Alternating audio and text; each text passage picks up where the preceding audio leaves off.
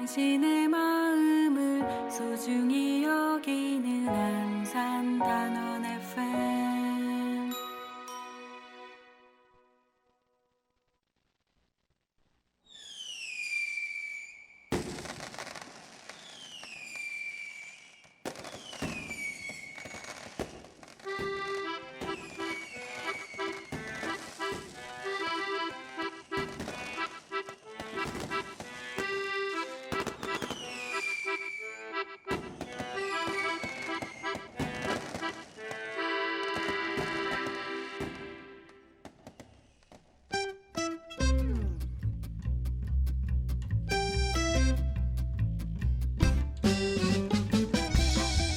네, 안산의 공동체 라디오 단원 FM 문화랑 예술이랑 그 19번째 시간을 시작하도록 하겠습니다.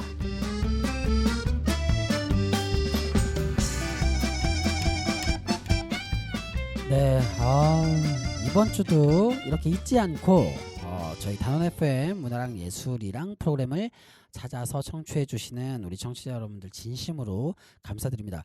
제가 요즘에 고민이 말이죠. 그 되게 그 귀한 우리 예술인들을 모셔서 방송을 제작하는데 제가 또 왠지 모르겠습니다. 이게 어떤 심리인지 모르겠는데 제가 제 방송을 일주일에 한 번씩 여기저기 막 퍼내려고 하는 게 좀 쑥스럽더라고요. 그래가지고 이게 막 그 초기에는 막 이렇게 저렇게 방송이 만들어졌으니 들어주세요라고 막 카톡방에도 올리고 페이스북에도 올리고 막 이랬는데 이걸 뭐 매주 막 올리고 하기가 약간 쑥스러운 감도 있고 해가지고 중간에 약간 중단을 했더니만 조회수가 또 많이 안 나오더라고요. 그래서 제가 조회수를 높이기 위한 이벤트를 해야 되나 어떻게 해야 되나 이런 고민들을 하고 있는데 어쨌건 청취자 여러분들께서 좀 이 문화랑 예술이랑을 들어주시는 청취자 여러분들께서 주변에 소문 좀 많이 내주시면 감사하겠고요. 저도 뭐 쑥스러워하지 말고 어쨌건 제 콘텐츠에 지역의 귀한 예술인들이 나오는 만큼 더 많은 분들이 들을 수 있도록 저도 열심히 홍보를 하도록 하겠습니다.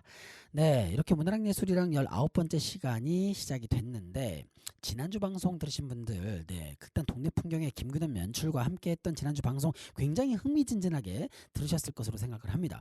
소개해드렸던 작품 하나하나가 다 안산이라고 하는 우리 지역사회가 품고 있는 여러 면모들을 다루고 있지 않습니까? 별명 엄마는 어쨌건 가슴 아픈 비극이지만 세월호 참사를 다루고 있고 로맨틱 니콜라이라고 하는 뮤지컬은 안산에 함께 더불어서 살아가고 있는 고려인 동포분들에 대한 이야기를 담고 있고 세 번째로 소개해드렸던 술래잡기라고 하는 작품은 또 안산 오래도록 숨겨져 있었던 안산의 가슴 아픈 비극적 역사죠 선감학원에 대한 이야기를 또 연극으로 만든 작품에 대한 얘기를 들었는데 지난주에 이어서 이번 주에도 극단 동네 풍경이 제작한 작품 이야기를 좀 들어보려고 합니다.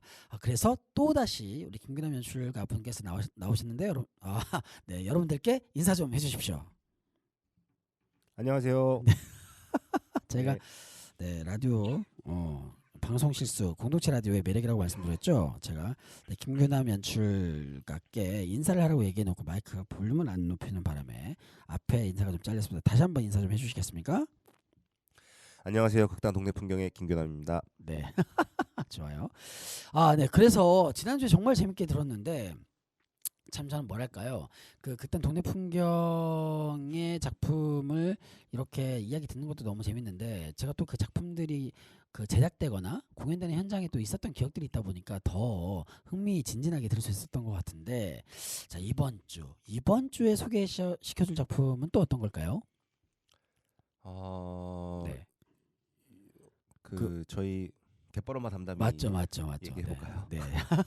이 갯벌엄마 담담이는 거의 창단한 지 얼마 안 됐을 때 바로 만들게 된 작품 아니었을까요? 2013년도 작품이죠? 맞습니다. 네. 2013년도에 네. 네. 그 봄에 그러니까요. 썼던 작품이에요. 생각해 보면 진짜 2012년 겨울, 2012년 연말 부터 시작해서 이제 막 극단을 만들기 위한 채비들을 막 하고 이제 극단이 막 만들어지는 과정에서 또 이제 어쩌다가 또 공연 기회들도 많이 만들어 가지고 공연을 빨리빨리 제작해서 공연을 해야 되는 상황이었는데 그때 제작된 또 작품이 또 이것도 명작이거든요. 갯벌엄마 담담이 어떤 작품입니까?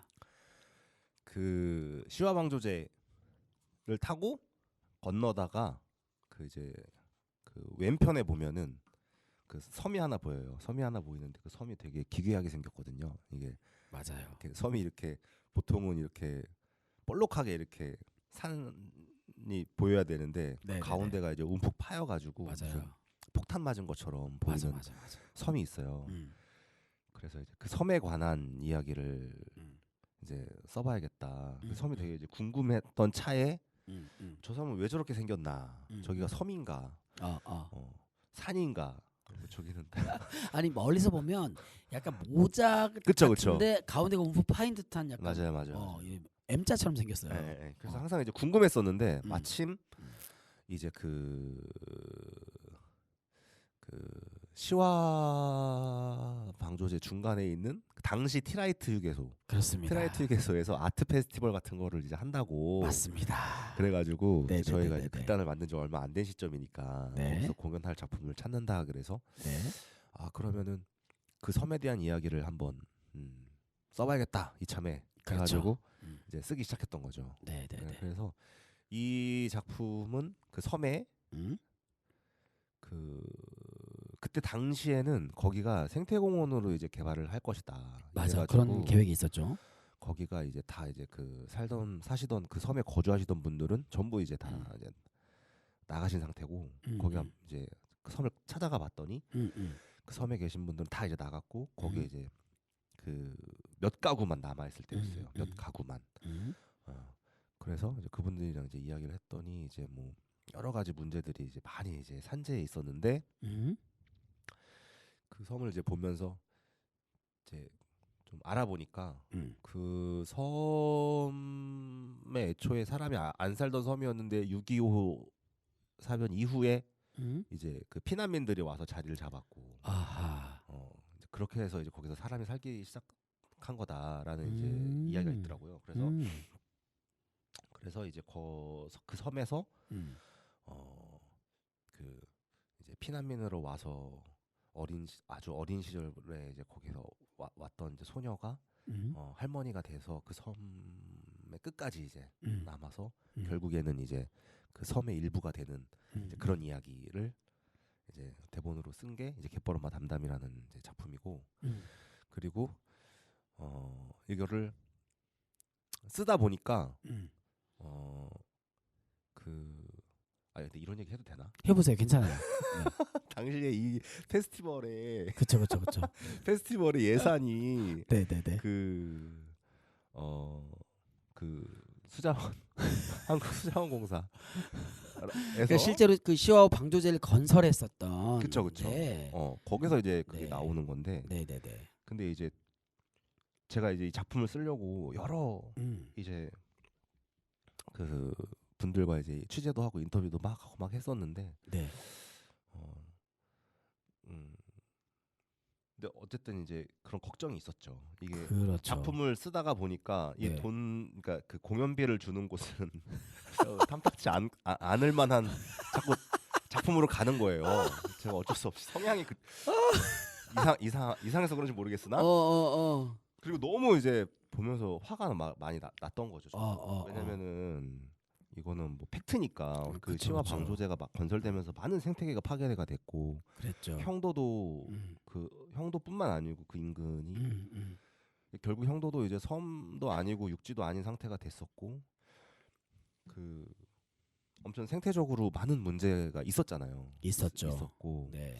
그래서 이제 공사가 이제 개발이 중단이 됐었고 간척을 해놓고 그래서 사실 우리 인간은 아무것도 안 했는데 그치. 결국 자연이 그걸 치유하면서 네네네. 다시 이제 철새들이 돌아오고 했던 그 과정을 그랬죠. 이제 제가 들은 거죠. 네네네. 정말 많이 놀랐고 화도 나고 신비하기도 했고 그 자연이 스스로를 치유해서 방조제가 살아나고 근데 이제 공사를 하려고 준비는 또 하고 있고 계속 그 간척된 땅은 이제 이미 팔려가지고 개발이 다 계획이 돼 있고 막 이런 상황을 알게 되니까 자꾸 이제 저희한테 공연비를 주는 쪽 입맛에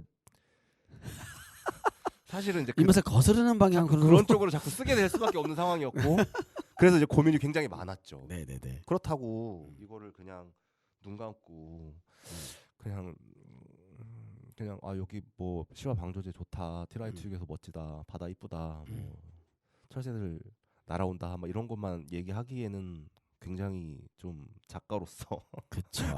네. 저 스스로가 내키지 않아서 네네네. 한 번 하고 너네 공연하지 마라는 소리를 들을지언정 그 아하. 페스티벌에서 쫓겨날지언정 아하. 우리는 가서 한다. 네네네. 하겠다. 이래가지고 네. 이제 대본을 쓰고 이제 했죠. 공연을 했고 네. 공연을 이제 그 티라이 측에서 가서 하면서 얼마나 마음을 졸였는지 몰라요. 처음에. 맞아요. 그 이제 그 당시 티라이 측에서 그 바로 바닷가 앞에서 이제 저희가 이제 공연을 했는데 네. 그때 사람들이 엄청 많이 와서 봐주셨어요. 그쵸. 관객들도 굉장히 많았고. 근데 거기가 이제 가보신 분들은 아시겠지만 바람이 정말 어마어마하게 바람이 심하게 불 때는 진짜 어마어마하게 불거든요. 저희가 천막을 세워놓고 네. 바닥에 이제 바닥천을 깔고 세트를 세워놓고 공연을 하는데 막 그게 막 날아갈 것 같은 거예요. 천막이. 그래서 공연을 하는 중간 중간에 그 천막 안으로 등퇴장을 해서 의상 체인지거나 뭐 소품을 들고 나오거나 하는 배우들이 이제 천막 안에 들어가면은 다른 배우가 이제 그냥 퇴장을 해서 천막 안으로 들어가면은 그 천막을 잡아요. 바람에 안 날아가게 잡고 그리고 원래 잡고 있던 배우는 이제 나가서 공연을 하고 다시 들어오면은 바톤 체인지를 해서 다시 잡고 뭐 이런 식으로. 네. 안 잡으면 이제 쓰러지니까. 그러니까 바람 지금 때문에. 같았으면 모래주머니를 달 생각을 했었을 텐데 그때는 우리 모래주머니를 달았는데도 달았는데 그게 그랬구나. 바람이 안 돼. 왜냐면은 천막이니까 이제 바람을 맞잖아요. 맞으면 쓰러져요. 그래서 막 굉장히 힘들게 막 공연을 했는데 어쨌든 간에 관객분들도 너무 잘 봐주시고 그런데 이제 마음을 졸인 거죠 저는. 그렇죠. 근데 이 사실을 배우들한테는 얘기 안 했어요. 우리가 쫓겨날 수 있다는 사실. 배우들은 신나게 하면서 막 하면서 막 반응이 신나게 좋으니까 막 하는데 저는 이제 막 주위를 둘러보는 거죠. 그래서 관계자분들이 오셨나? 분명 이거 싫어할 텐데. 근데 이제 저희가 공연을 그 한 달 동안 매주 이제 주말에 가서 4회인가 5회인가를 이제 하기로 했던 거예요. 맞아요. 근데 이제 첫 공연을 갔는데 안 온 거예요. 그분들이 맞아요. 전화만 하시고 안 오셔가지고 야 우리 그 첫 번째 주 공연비는 벌었다. 다음 주에는 쫓겨날 수도 있겠다. 그래서 이제 다음 주에 또 가서 공연을 막 했는데 또 안 오신 거예요. 그랬죠. 안 오셨고 그래서 그러면 이제 저번 주에도 안 왔고 이번 주에도 안 왔으니까 다음 주에 무조건 오겠네. 다음 주가 끝인가 보다. 그래도 뭐 4-5번 중에 그래도 절반 이상 했으니까 됐다라고 했는데 다음 주 갔는데 또 안 오시고. 근데 그 다음 주 갔는데도 또 안 오시고. 그래서 저희 공연을 못 봤어요. 그 끝까지? 공연 잘 한 줄 알아요. 그래서 공연비는 다 받았어요. 저희. 야, 그래서 끝까지 안 오신지 몰랐네. 네, 끝까지 안 오셨어요. 끝까지. 그랬구나. 야. 다행이다. 근데 다른 그 페스티벌 하는 이제 다른 뭐 설치 매술 이런 것들은 다 보신 것 같은데 저희 공연은 아무도 못 보셨더라고요. 그랬구만. 그래서 공연 잘 끝내고 네네네. 이제 그 이후로 이제 갯벌엄마 담담이는 계속 이제 공연을 계속했죠. 그렇죠. 갯벌엄마 담담이 진짜 곳곳에서 공연 많이 다녔던 것 같아요. 많이 했죠. 워낙 그 어디에서 공연하더라도 관객분들의 보편적 정서를 좀 건드리는 부분들이 있는 내용이어가지고 너무 좋았던 것 같고 우리 김규남 연출가께서 얘기했지만 사실 그 슈어 방조제의 티라이트 휴게소라고 그때 당시에 티라이트 휴게소라고 하는 것이 생긴 지 얼마 안 됐을 때였어요. 그래가지고 그게 이제 전망대도 막 만들고 그래서 여기를 약간 홍보하는 차원으로다가 이제 문화 행사를 이제 곁들이는 거였는데 그래가지고 이제 티라이트 휴게소가 만들어진 지 얼마 안 됐으니까 여기에 방문하는 시민들을 대상으로 연극 공연을 펼친다 이런 거였는데 이 와중에 이 우리 놀라운 극단 동네 풍경 이 아티스트들 이 김규남 작가님께서는 결국 이 시어 방조제가 만들어졌던 과정 저 채석장으로 쓰였던 형도의 역사 거기서 살아갔던 한 엄마의 이야기를 가지고 보란 듯이 그 방조제에서 공연을 한 거죠. 너무 재밌는 과정이었던 것 같아요. 근데 거기가 또 막 생긴 지 얼마 안 됐기 때문에 사람들이 굉장히 많이 왔었고 또 거기가 또 이제 뒤편에 보면 계단식 객석이 딱 있어요. 그쵸. 거기 딱 관객들이 앉아가지고 공연 보기 아주 좋았고 그래서 참 많은 사람들이 그 공연을 보면서 제 옛날에 그 공연을 봤던 기억이 있는데 뒤에 앉아서 어떤 50대 후반 60대 초반 어떤 아저씨야 되게 재밌게 보시더라고.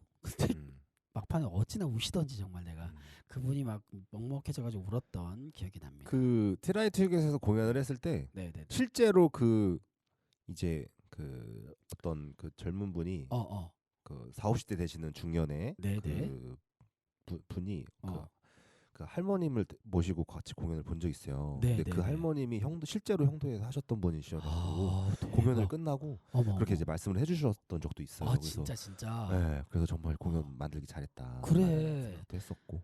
그러니까 안산이라고 하는 도시에서 안산의 이야기를 가지고 연극을 만들어 가지고 또 그 공연을 어디 소극장 같은 데서 하지 않고 그 이야기가 탄생한 공간에서 막 해버리니까 그쵸. 거기서 만나는 관객들 중에 당연히 그 사연의 당사자들을 만날 수 있는 막 그 경우들이 생기겠군요. 그렇죠, 그렇죠. 네. 아주 그 극단 동네 풍경의 연극 작업은 이런 또 좀 놀라운 재미가 있다는 말씀을 드리면서 또 노래 한 곡 듣고 가면 좋을 것 같습니다. 아 지난주 방송에서 우리가 또 조용필 노래들을 좀 들려드렸었는데 조용필 노래하면 또 빠질 수 없는 곡이 또 그 이젠 그랬으면 좋겠네 아니겠습니까? 네, 이번에는 또 조용필이 부르는 버전 말고 여러분들 다 아시겠지만 박정현님이 나는 가수다에서 불렀던 버전으로 한번 들어봅시다. 이젠 그랬으면 좋겠네 듣고 오겠습니다. 나는 떠날 때부터 다시 돌아올 걸 알았지. 눈에 익은 이 자리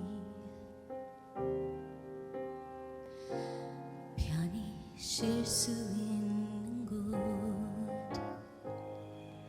많은 것을 찾아서 멀리만 떠났지. 난 어디서 있었는지 하늘 높이 날아서 별을 안고 싶어. 소중한 건 모두 잊고 산 건 아니었나. 이젠 그랬으면 좋겠네.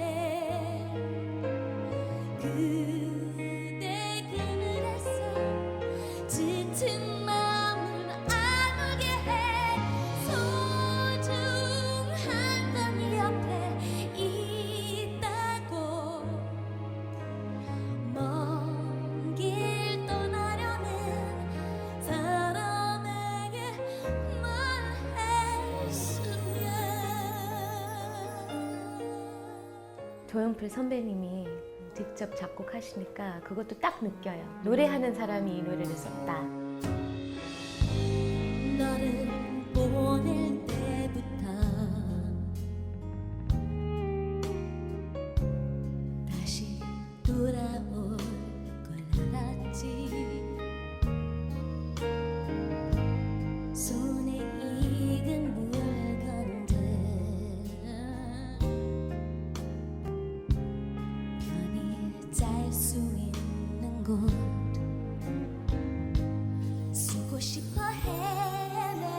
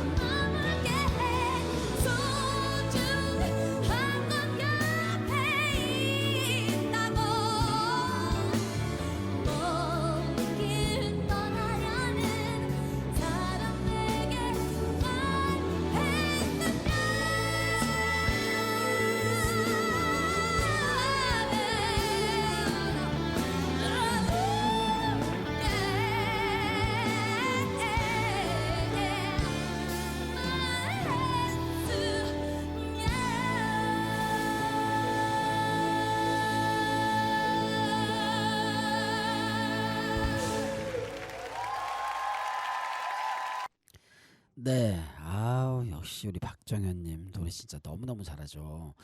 이때 제일 잘했던 것 같아 내가 봤을 때. 나는 가수다 할 때 박정현님이 노래를 정말 너무너무 잘해가지고 네 그랬던 기억이 납니다. 자 어쨌건 지금 굉장히 흥미진진하게 흥미진진하다라는 표현 말고 쓸 말이 없네. 여튼 이 갯벌엄마 담담이라고 하는 작품을 만들어서 공연하는 것도 보세요. 들어보세요. 아니 이게 시화호 방조제에 새롭게 어떤 휴게소가 만들어져가지고 그걸 축하하는 의미로다가 공연을 하는 건데 시화호 방조제의 역사를 담아가지고 또 그 시화호 방조제를 건설하는 과정에서 발생했던 어쨌건 엄연하게 존재했었던 그런 팩트들을 또 우리 예술가들도 그걸 또 이렇게 가만 놔두지 못하니까 그걸 가지고 만들어가지고 공연을 하고 또 공연비도 잘 받았습니다 이렇게 하게 되는 네, 아주 흥미진진한 과정을 잘 들었습니다.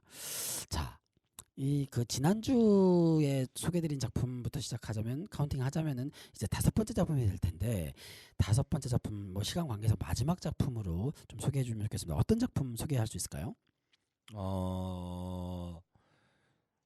저희가 이제 만들었던 저희가 계속 해왔던 작업들 중에 이제 뮤지컬을 만드는 작업들이 계속 있었어요. 네, 있었죠. 네, 그래서 이제 뮤지컬이라고 하면 보통 이제 일반 분들은 관객들은 극장에 가서 대극장 라이센스 뮤지컬이나 아니면 대학로 가서 본다거나 아니면은 이제 안산 지역 같은 경우는 이제 안산문화재단 예술의 전당에서 초청해 오는 그런 뮤지컬을 본다거나 이제 이런 건데 그래서 저희가 뮤지컬을 야외에서 네. 할 수 있게끔 편하게 볼 수 있는 일반 시민분들이 편하게 볼 수 있는 그런 뮤지컬을 만들자. 그래서 되게 쉬운 얘기로 네. 안산 지역 이야기로 짧게 해서 15분 뮤지컬 만들기 작업을 이제 시작을 했었던 거죠. 네, 그래서 처음에 이제 그 안산문화재 아니 안산시군 안산시 그 문해진흥기금을 받아가지고 네. 그게 좀 그 예산이 자꾸 적은데 그렇죠. 안산시 문해진흥기금은 선정액이 지원금이 무척 적은. 네, 그때 당시에 150만 원인가 그랬던 것 같아요. 그래서 네. 그래서 그렇습니다. 네. 하지만 어쨌든 제가 아는 작곡가와 그리고 이제 제가 아는 작가 변효진 작가와 얘기를 해서 그 작곡가는 누구셨죠? 작곡가 이제 민들레 작곡가라고. 네. 알죠. 네. 근데 제가 이제 항상 이제 뮤지컬로 만들면 이런 이야기를 써야겠다라고 생각했던 이제 그 소재가 있었어요. 네네네. 그 안산에 네. 그 제일 오래된 버스 노선이 71번 버스라고 하더라고요. 71번 버스 노선이 굉장히 오래됐다 이렇게 들어가지고 한 30년 정도 됐다고 들어서 그 71번 버스를 30년 동안 그 운행했던 버스 기사님이 이제 정년퇴임 하던 그 마지막 버스 운행 날 일탈을 하는. 그래서 마지막 손님 승객을 내려주고 맨날 이제 그 30년 동안 같은 길을 달렸잖아요. 그랬죠. 네. 그러니까 이분이 정해진 코스를 안산 계속 달렸으니까 마지막 나의 버스 운행만큼은 대부도로 향하겠다. 그야말로 일탈. 그렇죠. 네. 재밌네. 이게 이제 그 병으로 이별한 아내가 소원이 항상 대부도 가서 바람 좀 쐈으면 좋겠다라는 거였는데 이 버스 기사님이 들어주지를 못했어요. 그래서 그래요. 대부도가 얼마나 된다고. 그래서 내가 이번에 가겠다. 그래서 이제 대부도로 마지막 승객을 내려주고 버스 차고지로 들어간 입구에서 버스를 돌려가지고 대부도로 이제 가려고 하는 순간 이제 여고생이 타고 그리고 이제 임산부가 타고 그래서 이 셋이서 같이 버스를 타고 대부도로 일탈을 하는 이제 그런 이야기를 이제 그냥 이런 이야기를 언젠가 한번 만들어봤으면 좋겠다라고 했었고 이 이야기를 이제 그 변효진 작가랑 같이 얘기해서 이제 이거를 이제 뮤지컬로 만들었죠. 15분 뮤지컬 해서 총 넘버가 이제 4곡 여기 나오는 짧은 뮤지컬 공연을 만들어서 요걸 처음에는 이제 낭독 공연으로 이제 만들었었고 그 다음에 이제 조금씩 이제 발전시켜 나가서 음. 그래서 어느 멋진 날 같은 경우는 좀 야외에서 공연도 많이 한 작품이죠. 그쵸. 네, 저도 되게 좋아하는 작품이어가지고 저도 여러 번 섭외했던 것 같아요. 어느 멋진 날. 그러니까 이 설정 자체가 대단히 재밌잖아요. 그러니까 그 30년 동안 일정한 노선을 운행하던 기사님께서 이제 정년 퇴임을 앞두고 나 일탈 한번 해야 되겠다. 그래가지고 이 버스를 끌고 대부도로 딱 떠나려고 하는데 탑승하는 동승자들이 있는 거지. 만삭인 임신부 한 분하고 그쵸. 여고생 한 명이 타는 건데 이들이 다 사연이 있지 않나요? 네네네. 네, 사연이 어떤 있죠. 사연들이 있는지도 궁금합니다. 일단은 네. 그 여고생 같은 경우는 네. 이제 학교를 이제 음. 안 간 거죠. 소위 이제 소위 이제 학교를 쨌죠? 쬐죠. 네. 째고 네. 그 자기가 그리워하는 친구랑 같이 놀러 갔던 이제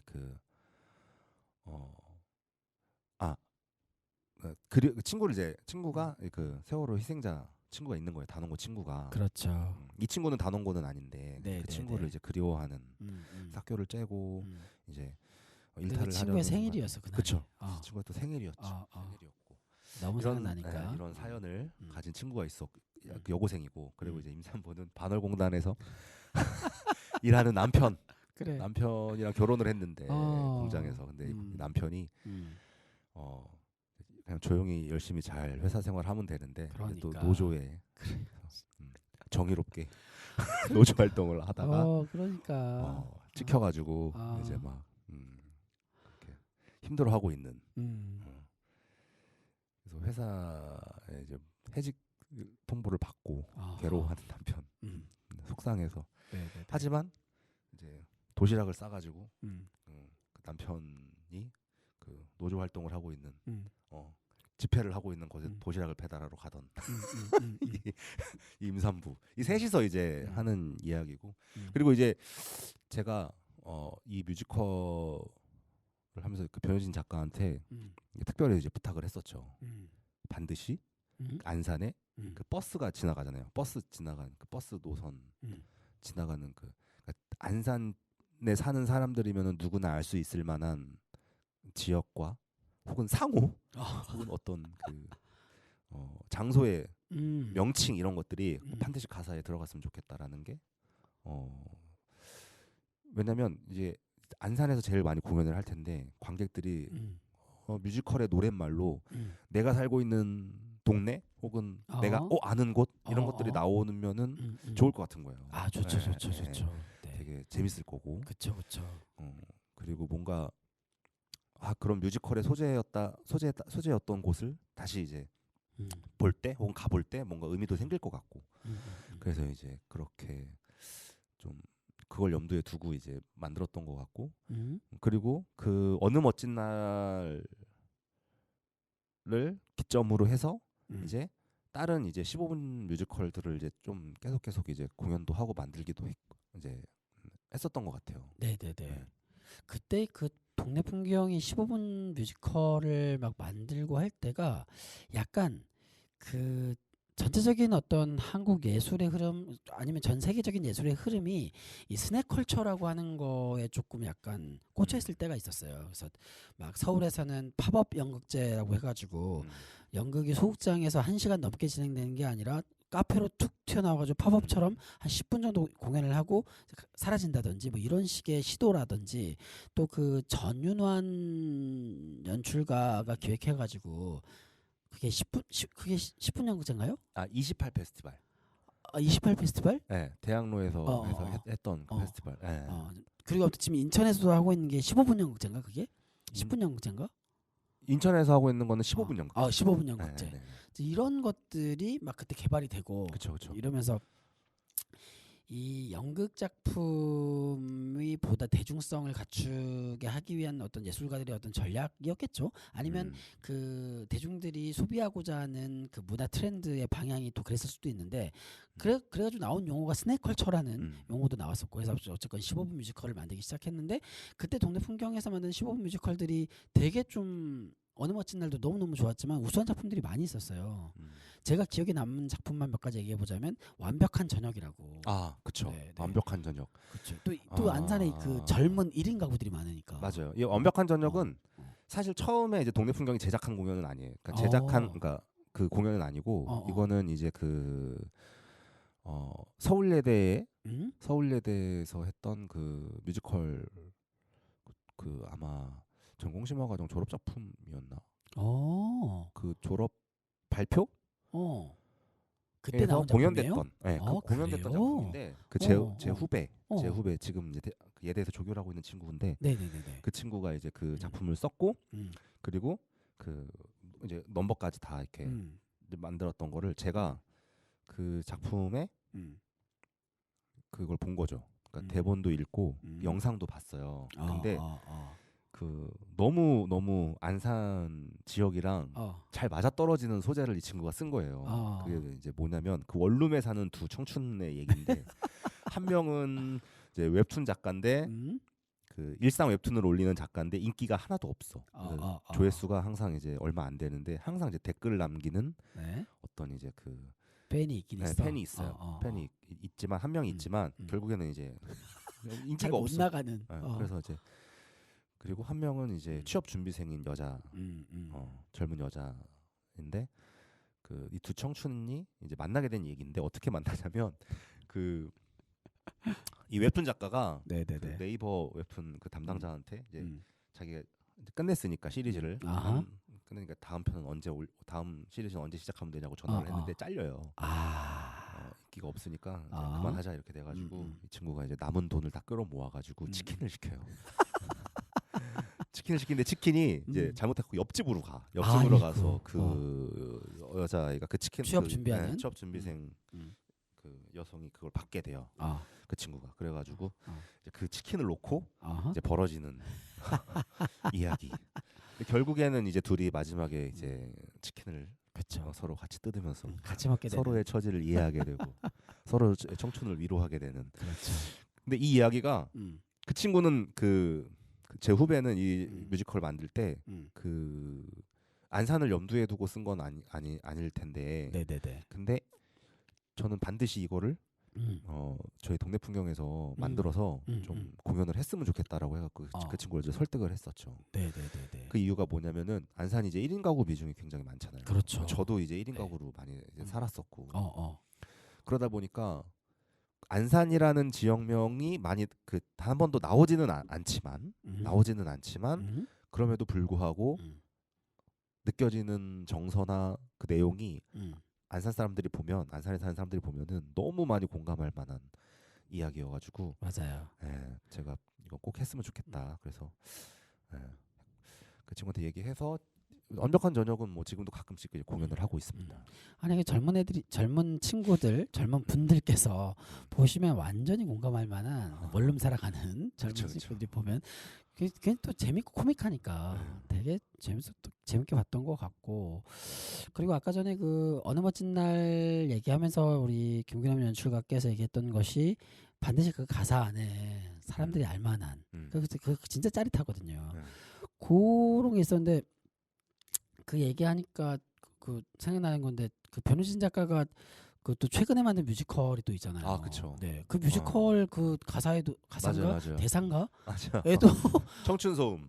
거기에도 우리가 모두가 안산 사람들이라면 알만한 그쵸. 상호가 떡 나오잖아요. 그래서 아주 유명한. 그때 김규남 연출가께서 그 제안했던 내용이 본인이 이제 쓰는 과정에서 그 효과를 독특히 기억했다가 써먹었구만 보니까.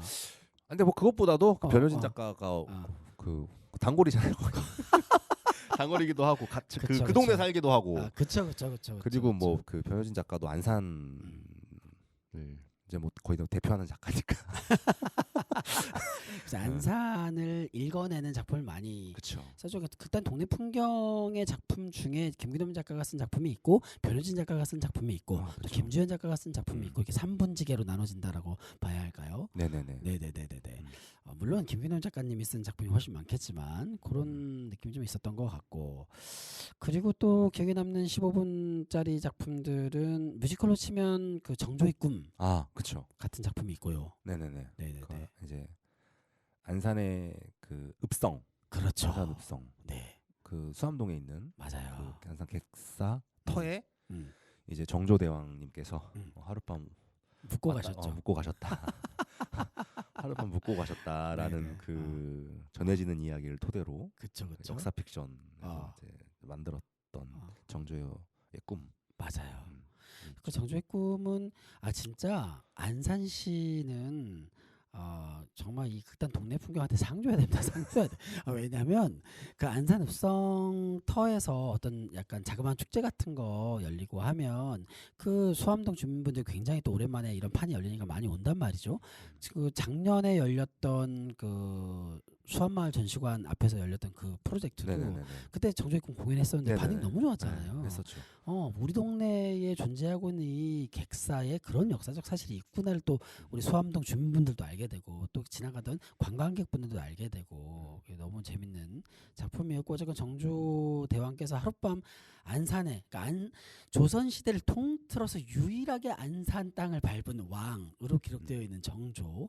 그러니까 정조가 하룻밤 묵으면서 그 안산에서 살아가고 있는 어떤 관노, 어떤 여성, 노비로부터 어떤 나의 꿈을 그러니까 포기할까 생각했던 나의 꿈을 다시 한번 챙겨가는 이야기. 너무 또 작품도 재밌고 나중에 또 기회 되면 봤으면 좋겠다는 생각이 듭니다.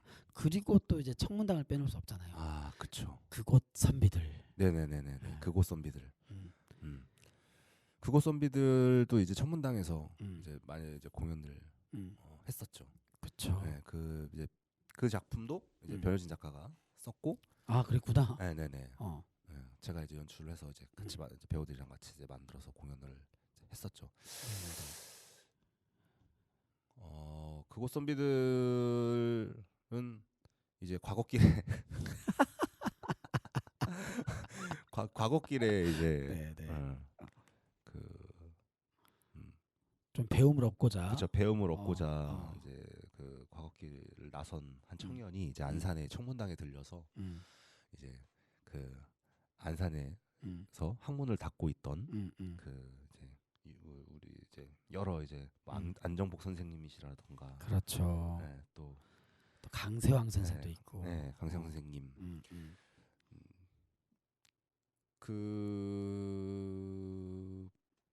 그 선비님들과 조우하게 되면서 이제 진짜 그 학문이란 무엇인가 깨닫는 이게 그렇죠. 네, 그러니까 이게 사실 그곳 선비들이라는 작품은 이제 청취자 여러분들 보시면 이해를 하실 텐데 안산에 400년 역사를 지닌 고택이 있습니다. 고택이 청문당이라고 하는 고택이 있는데 시민들이 몰라요. 이게 있는지 없는지 이 때문에 어디에 있는지도 모르고 막상 가보면 공장들에 둘러싸여 있어가지고 잘 보이지도 않고 근데 그 청문당 안으로 들어가면 그렇게 좋거든요. 또 고택에 주는 정취가 있기 때문에 그 이 고택이 어떤 역사성을 갖고 있는가 여기서 강세왕 선생이 계셨는데 그 진주 유씨 집안의 이제 그 가옥이지만 강세왕 선생이 또 처남 아니겠습니까 그 집안에 그래가지고 이제 이렇게 그 강세형 선생이 그 청문당이라는 공간에서 오래도록 지냈었고 그래서 어쨌건 그런 이야기를 또 쉽고 재밌는 또 연극 작품으로 만들어서 시민들에게 보여주면 안산 시민들은 그 연극 한 편 보는 것만으로 청문당에 대한 역사를 바로 이해하게 되는 그런 놀라운 장면들이 펼쳐졌죠. 그런 일들을 많이 했던 것 같아. 그딴 동네 풍경은 사실 안산이라는 도시가 이렇게 조금 어쨌건 반월공단 시화공단도 있다 보니까 외지에 살다가 약간 좀 돈벌이를 위해서 이주해 오신 분들이 많다 보니 이 안산이라는 도시가 어떤 역사성을 갖고 있는지 모르는 분들이 많고 그리고 이 안산에서 살아가고 있는 분들 중에 많은 분들께서는 어쨌건 난 여기 좀 돈 일자리 때문에 왔는데 돈 좀 많이 벌면 또 이렇게 또 이사 갈 수도 있고 어쨌건 안산 난 여기서 그냥 앳 안산 할 뿐이지 인안산 할 것까지는 난 생각을 잘 못하겠어 이런 분들 좀 많이 계신데 이런 분들에게 일단 동네 풍경이 갖고 있는 여러 가지 20분짜리 15분짜리 야외에서 충분히 공연이 가능한 그런 작품들은 안산문화광장에서 안산문화예술의 전당 야외 공연장에서 혹은 어떤 놀이터에서 혹은 어떤 선부광장에서 혹은 안산 읍성터에서 혹은 청문당에서 공연되어졌을 때 그 공연을 보는 이제 시민들이 이런 게 있었어 안산에 이런 면모가 있었어 이런 역사가 있었어 이거를 극단 동네 풍경의 작품을 보면서 처음 알게 되는 분들이 많습니다. 그래서 되게 이 극단 동네 풍경의 활동은 너무 소중하고 또 그들이 제작하는 작품들은 하나같이 빛난다라는 생각이 들면서 이 극단 동네 풍경이 제작했던 여러 작품들이 꾸준히 관객들을 만날 수 있는 기회가 생길 수 있도록 좀 이 방송을 듣고 계신 안산시 문화예술과 공무원분들을 비롯해서 안산문화재단 또 우리 직원들을 비롯해서 또 안산문화원 또 계시는 분들을 비롯해서 어쨌건 안산이 품고 있는 여러 가지 스토리들을 흥미진진하게 또 그다음에 또 의미 있게 시민들에게 전달할 수 있는 아주 훌륭한 콘텐츠들이 극단 동네 풍경에 많이 모여 있다라고 하는 얘기를 꼭 좀 드리고 싶습니다. 마구마구 좀 섭외도 많이 하시고 공연 작품을 많이 불러주시면 좋겠습니다. 이렇게도 시간이 흘렀는데 또 남은 시간이 별로 없네요. 뭐 음악 듣지 말고 시간이 별로 없기 때문에 바로 이번에는 김규남 그 연극인 김규남에 대해서 좀 이야기를 하고 싶은데 처음서부터 안산에 관심이 있었던 건 아니잖아요. 그쵸. 그쵸. 안산에 공부하러 왔기 때문에 안산을 처음 알게 된 거 아닌가요? 네네네. 안산에 이제 서울예대 네. 2008년 저 08학번인데 네네네. 26살 때 이제 그 08년도에 안산에 서울예대에 입학을 하게 되면서 극작과로 그때 이제 처음에 이제 안산에서 이제 자취를 시작하게 되면서 안산에 살게 됐는데 네. 그 12년 네네네네. 2011년 네. 2012년 저기니까 2012년 봄이니까 그러니까 제가 학교를 다니는 내내 네. 2011년까지도 안산에서 살아야겠다는 생각을 안 했었죠. 그랬죠. 대부분의 서울예대 학생들이 비슷한 생각을 하는 거잖아요. 그쵸. 그리고 학교 다닐 때만 있는 거지. 그렇죠. 예. 그래서 빨리 서울로 가거나, 그치. 딴 데 가서 이제 나는 이제 나의 작품 활동을 해야겠다라는 생각을 했었지. 그치. 안산에서 남아야 될 이유가 사실은 전혀 없었어요. 그랬죠. 전혀 없었는데 네. 이제 어떤 계기로 이제 남게 된 거죠. 그 이유가 지금 곰곰이 생각해 보면은 크게 두 가지였던 것 같아요. 네. 첫째는 이제 제가 그때 당시에 안산에 있었던 극단 걸판이라는 극단에 그쵸. 제가 이제 단원 생활을 이제 하게 됐었고, 네네네. 그리고 그러면서 이제 지역 연극에 대한 생각들을 조금씩 이제 키워 나갔었던 것 같아요. 지역에서도 이렇게 연극을 할 수 있구나. 그리고 좋은 연극을 할 수 있구나라는 생각들을 계속 했었고, 네네. 그 생각을 이제 극단 걸판에서 활동하면서 이제 알게 됐었고, 네. 그래도 안산에서 극단을 만들 생각은 안 했었는데 결정적인 계기는 이제 그 걸판을 이제 나와가지고 학교를 다니면서 워크숍을 이제 준비를 하다가 학교에 있어서 이제 공연을 하게 됐는데 제가 이제 쓰고 연출한 공연을 학교에서 이제 동아리 워크숍으로 하려고 홍보를 하기 위해서 이제 그 학교 앞에 있는 자주 가는 단골 밥집에 가가지고 포스터를 좀 붙여도 되냐. 이미 근데 거기는 포스터들이 되게 많이 붙어 있었거든요. 그렇죠. 서울예대 앞에 있는 많은 밥집들에 네. 많은 포스터들이 있죠. 네. 근데 이제 제가 그 식당을 08년도부터 계속 다녔었는데 몇 년 동안 거기 포스터들이 되게 많았는데 이제 제가 포스터를 딱 붙이려고 제 작품 포스터를 딱 붙이고 있었는데 그 식당 아주머님께서 그 이모님이 그 연극 포스터냐 물어보시길래 연극 포스터인데 보러 오시라. 그 이모님 보러 오세요라고 이렇게 말씀을 드렸더니 그 이모님 했던 말씀이 자기는 연극 같은 거를 볼 줄 모른대요. 오 마이 갓. 진짜로 그 워딩이 딱 이랬어요. 나는 무식해서 봐도 몰라. 이 말이었어요. 제가 거기서 너무 이제 조금 충격을 좀 받았죠. 왜냐면 연극 같은 거 볼 줄 몰라라는 표현이 진짜. 그쵸. 그래서 그 말이 이상하게 이제 남았던 거죠 저한테. 그랬네. 연극이 도대체 뭐길래 그냥 보면 되는 건데 왜 그렇게 생각하실까. 그리고 학교에서 그렇게 많은 좋은 공연들이 많이 올라가고 있는데 이 학교 바깥에 정말 그 학교에서 200m도 떨어지지 않은 곳에 아는 곳에 있는 이 식당 이모님이 학교 안에 들어가서 공연을 이제 본 경험도 없고 그리고 그런 것들이 저한테 좀 되게 색다르게 확 다가왔던 것 같아요. 그래서 이렇게 좋은 공연들을 많이 하는데 이 공연들을 이 지역 그 학교 주위에 있는 그 제가 이렇게 밥을 굉장히 많이 바깥에서 사 먹으니까 뭐 이 식당 이모님도 있고 뭐 저기 뭐 마트 사장님도 계시고 저기 뭐 중국집 뭐 이게 있잖아요. 있죠, 이분들이 있죠. 가서 공연을 보면은 좋지 않을까라는 생각을 했는데 그래서 근데 학교까지 오시기에는 또 좀 부담이 되실 것 같고 그래서 그러면 안 되겠다. 다음 공연은 학교 밖에서 앞에서. 해버리자. 학교 밖에서 하면은 이제 그래도 그 그치, 주민분들이 주민들이니까. 와서 보시겠지라는 생각을 했던 것 같아요 그때는. 그래서 공연을 가지고 나가자. 근데 이제 밖에 나가서 그때만 해도 제가 학교에서 썼던 작품들은 상당히 이제 막 저도 막 되게 어렵고 난해한 걸 많이 썼거든요. 굉장히 네네. 관념적이고 막 막 지금 생각하면 저도 어려워요. 저도 저도 뭔 얘기인지 몰라. 근데 막 그런 제품을 되게 많이 썼거든요. 부조리극 같은 것도 막 쓰고 실험극 같은 것도 막 쓰고 했었는데 근데 어쨌든 간에 밖에 나가서 주민들을 대상으로 한 공연이니까 그러면 아주 쉬운 가족극을 이제 써보자. 그래서 이제 그때 따봉 패밀리 노래하다라는 작품으로 나가서 공연을 하겠다 이렇게 해서 마음 먹고 그때 당시에 이제 학교에서 저랑 같이 계속 공연을 했던 친구들에게 이야기를 해서 광덕공원에서 우리가 주민들을 위해서 공연을 하자 해가지고 한 여름에 광덕공원에 보면은 야외 무대가 있어요. 무대가 있죠. 화장실 앞쪽에. 네. 네, 근데 네. 거기가 야외 무대인지를 아무도 몰랐어.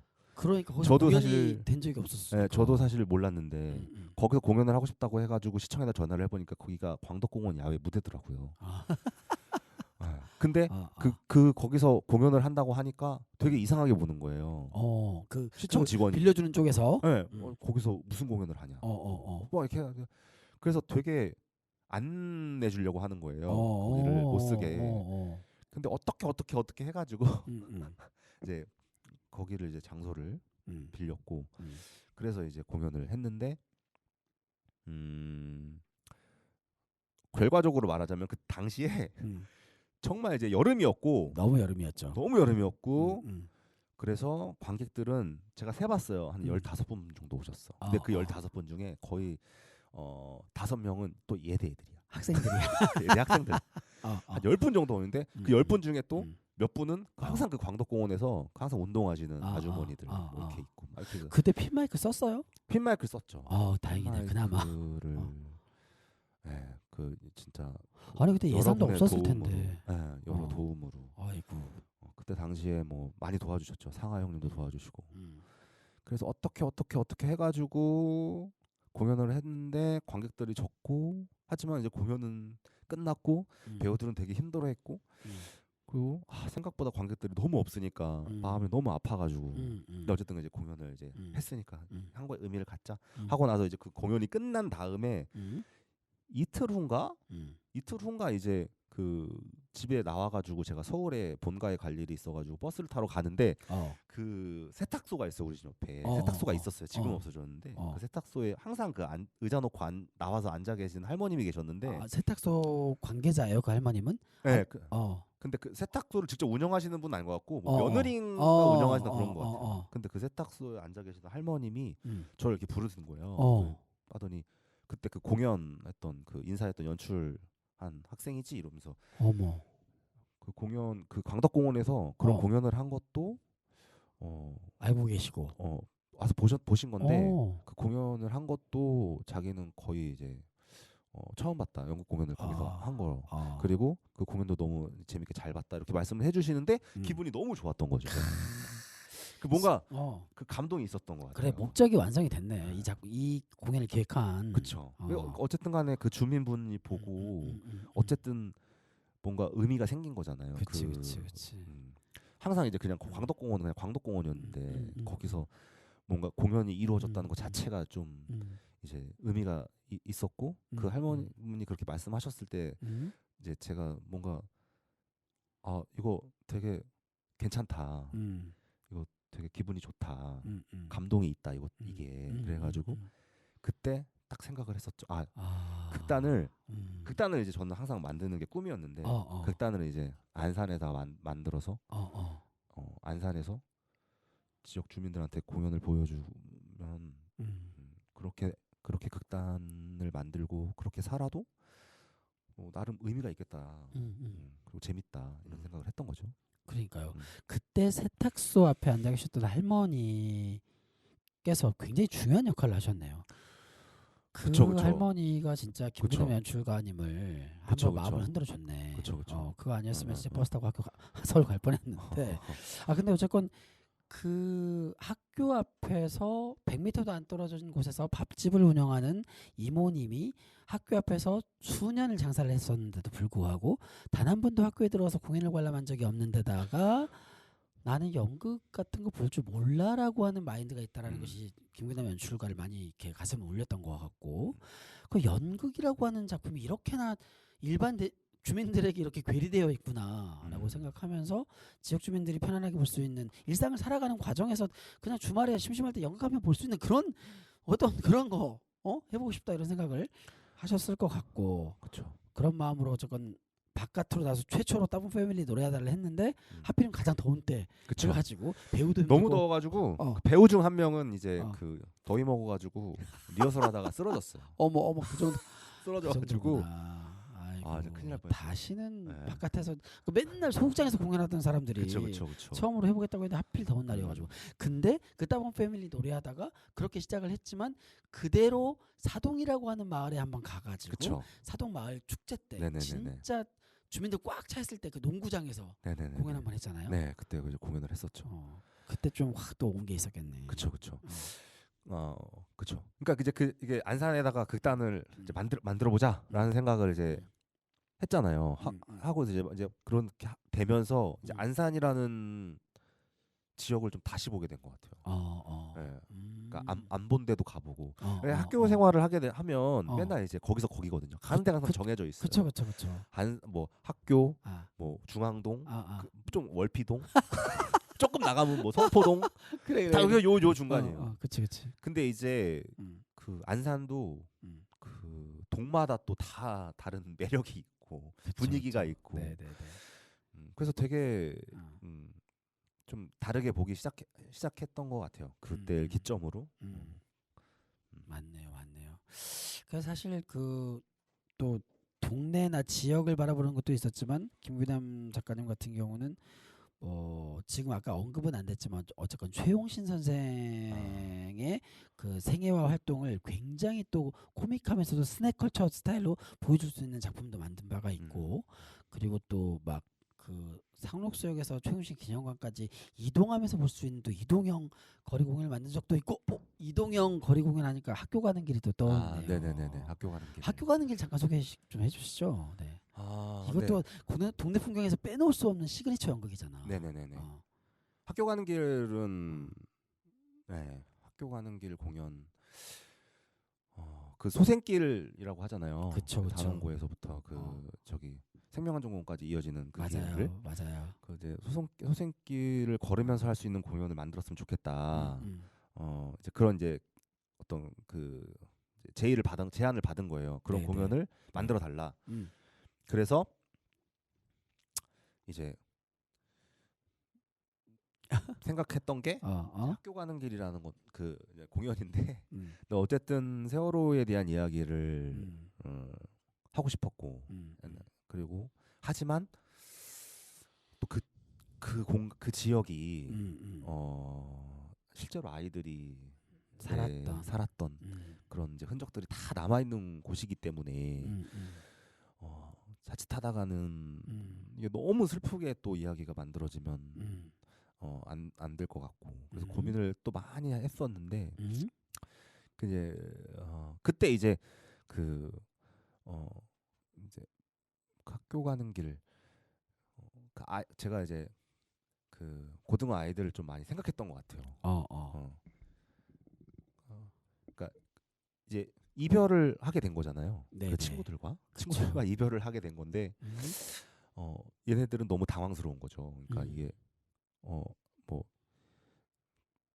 잘 가라고 인사를 해야 되는 건지 이걸 어떻게 받아들여야 되는 건지 작별 인사를 해야 되는데 너무 갑작스럽게 이런 일들이 벌어지다 보니까 작별 울어야 될지 뭐 어떻게 해야 될지 제대로 작별이 안 된 상태인 거죠. 그쵸. 헤어짐이. 네. 그런 것들을 좀 잘 이야기해 보자. 그래서 생각했던 게 이제 단원고 학생 연우와 이제 윤수라는 아이, 이제 연우라는 아이를 관객들을 과 같이 길을 걷게 하면서 이 연우가 짝사랑하는 윤수, 그 윤수는 이제 그날 학교를 전학 가는 날 떠나는 윤수에게 작별 고백, 반드시 이제 떠나기 전에 내 마음을 고백한다라는 그렇지. 마음을 가지고 이제 학교를 가는 길에 고백하러 이제 윤수네로 향하게 되면서 벌어지는 이제 그런 일인 거죠. 네네네.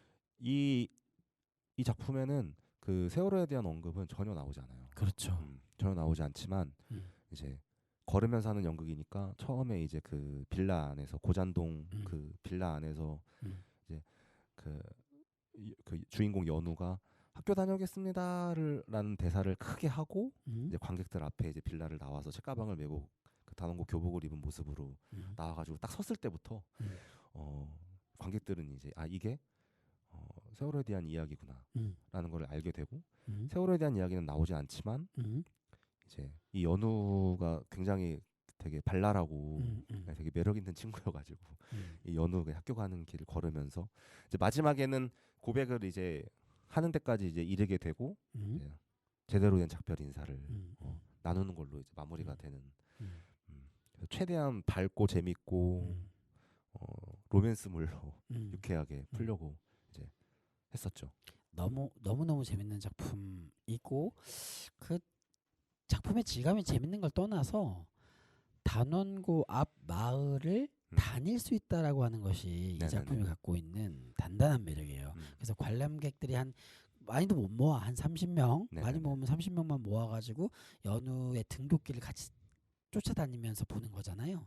그런 식의 기획은 진짜 대단한 기획이 아니었나 생각하고 그런 작품을 보유하고 있는 극단도 전국적으로 거의 없지 않을까 싶은 생각인데 게다가 또 전 국민이 모두 알고 있는 대형 참사가 일어난 마을에서 행해지는 어떤 순례 연극 어떻게 보면 순례 연극이고 어떻게 보면 이제 이동형 이제 연극인데 이 작품은 진짜 동네 풍경의 시그니처 작품으로 계속 앞으로도 특히 내년엔 10주기잖아요.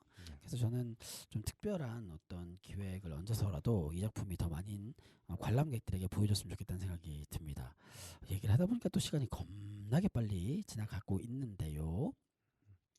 네, 김규남 작가님이 그 안산에 남아서 연극해야 되겠다라는 생각을 하게 된 그 이제 이야기를 들었는데 그 이야기를 듣는데 참 한편으로 너무너무 대단한 어려운 결심인데 대단한 결심을 해줬다라는 생각과 또 한편으로 너무 고마운 마음과 그리고 또 김규남이라고 하는 걸출한 작가께서 안산에 남아서 극단 동네 풍경을 만들었기 때문에 또 수많은 시민들이 그 동네 풍경의 작품을 통해서 안산을 만나게 되고 또 저 같은 문화기획자들은 어떤 판을 기획할 때 아주 그냥 킬러 콘텐츠로서 이렇게 같이 또 이렇게 협업할 수 있는 것들이 생겨서 너무 좋다는 생각이 듭니다. 여튼 지금 이제 앞으로도 이제 연극인으로서 생활을 쭉 하게 될 텐데 연극인의 생활이 사실은 녹록한 게 아니잖아요. 어쨌건 뭐 그런 것도 있을 텐데 앞으로 김규남 연출님은 어떤 또 이제 연극인으로서 또 이제 살아가고 싶은지 좀 간단하게 말씀해 주시고 오늘의 방송을 마무리를 좀 하면 좋을 것 같습니다. 일단 극단 동네 풍경을 잘 계속해서 운영해 나가는 게 일단은 이제 목표고요. 네네네. 네, 그리고 계속해서 이제 만들고 싶은 작품들은 계속 있어요. 네네네. 만들고 싶은 작품들을 잘 이제 만들어서 또 관객들한테 이제 보여드리는 거가 있고, 그리고 이제 저희 뭐 구체적인 소망은 지금 이제 저희가 안산 창작동화 만들기를 이제 계속 이제 극단의 그 지역 소재로 한 연극을 만드는 거와 또 다른 트랙으로 이게 가고 있거든요. 네네네. 지금 이제 25개 동 중에 7개 동의 창작 동화가 이제 만들어졌는데 네. 그냥 뭐 그 저와 그리고 음. 이제 그 창작동화의 지도 강사 선생님인 음. 그 우리 김지현 작가의 음. 그 바램은 음.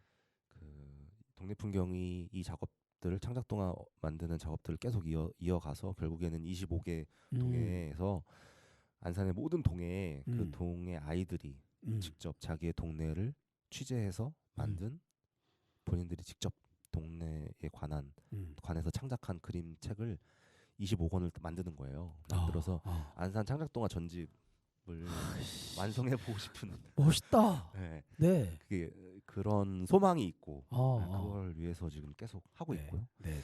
그래서 재작년까지는 그래도 안산문화재단에서 음. 그 우리 동네 예술 프로젝트로 계속 이제 받았었는데 이제 작년부터는 이제 꿈의 학교로 이제 지원을 받아가지고 네네. 이제 만들었고 네. 그래서 그거를 이제 계속 작업을 끊기지 않고 계속 이어갔으면 좋겠다는 이제 소망이 있고 네.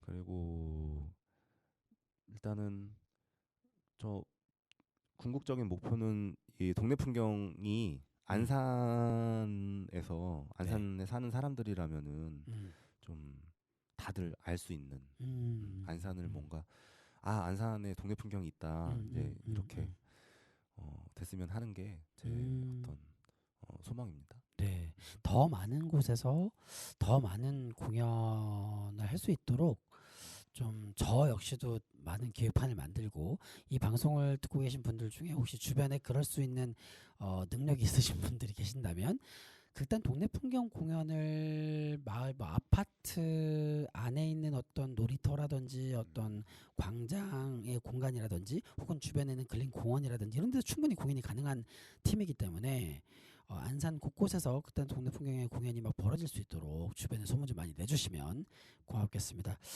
이렇게 지난주에 이어서 이번 주까지도 이렇게 좀 정말 이야기를 듣다 보니까 저도 좀 이렇게 저 작품이 실제로 막 탄생됐던 맹아의 시기에는 김규남 작가의 머릿속에는 이런 생각이 있었구나를 듣는 재미가 너무너무 있었고, 그리고 또 거론됐던 모든 작품들이 다들 안산의 어떤 다양한 면모들을 품고 있다 보니까 굉장히 하나하나 다 귀하다. 어느 작품 하나 귀하지 않은 작품이 없구나 이 생각을 좀 하게 됐던 시간이었던 것 같습니다. 어떻게 2주 연속 방송해봤는데 소감이 좀 어떠신가요? 네, 네, 좋습니다. 네. 네. 저도 이렇게 돌아보는 시간을 갖게 되니까 네. 좋은 것 같아요. 그죠. 네네네. 평상시 살아가다 보면 바빠가지고 내 작품들을 이렇게 다시금 돌아볼 수 있는 기회가 별로 없는데 이 방송을 계기로 한번 그런 기회가 생겼으리라고 생각하고요. 제가 마지막으로 청취자 여러분들께 인사 말씀 한번 해주십시오. 네, 극단 동네 풍경은 앞으로 안산에서 계속해서 좋은 작품들 만드는 작업을 계속 하고 있을 테니까요. 지켜봐 주십시오. 네. 그냥 지켜만 보고 계시면 안 됩니다, 청취자 여러분들. 반드시 여기저기 소문을 내가지고 극단 동네 풍경의 공연이 여기저기서 벌어질 수 있도록 좀 판을 좀 만들어 주시고, 그리고 또 극단 동네 풍경이 유지되는 게 사실은 쉬운 일이 아니거든요. 그래서 좀 많이 관심 가져주시고, 또 후원회원을 또 제가 모집을 하고 있거든요. 그래서 후원하실 분들은 또 언제든지 단원 FM으로 연락을 주시면은 또 이렇게 후원도 이렇게 될 수 있도록 좀 연결을 시켜보겠습니다. 아무튼 2주 연속 극단 동네 풍경의 작품과 또 연출가 김규남의 연극 세계를 들여다보는 시간을 가졌는데요. 너무 개인적으로 DJ 입장에서 너무 아쉽습니다. 그래서 나중에 또 한 6개월 정도 지난 이후에 다시 한번 모셔서 이번에는 정말 작품 말고 그냥 인간 김규남, 연극인 김규남의 연극 철학과 연극 세계를 한번 파헤쳐보는 시간. 내가 학교 다녔을 때 가장 좋아했던 대본은 이거였어요. 희곡은 이거였어요. 이런 얘기부터 시작해가지고 들어보는 시간 가지면 좋겠고, 또 은사님이 또 계신데 은사님에 대한 얘기도 나중에 한번 들어보면 좋겠다는 생각이 들면서 2주 연속 함께 했던 안산의 공동체 라디오 단원 FM이 자랑하는 문화랑 예술이랑 프로그램 19번째 시간을 마무리 지으려고 합니다. 청취자 여러분들 함께 해주셔서 진심으로 감사드리고요. 네, 다음 주에 또 다른 지역 예술인 분과 함께 만나 뵙도록 하겠습니다. 감사합니다.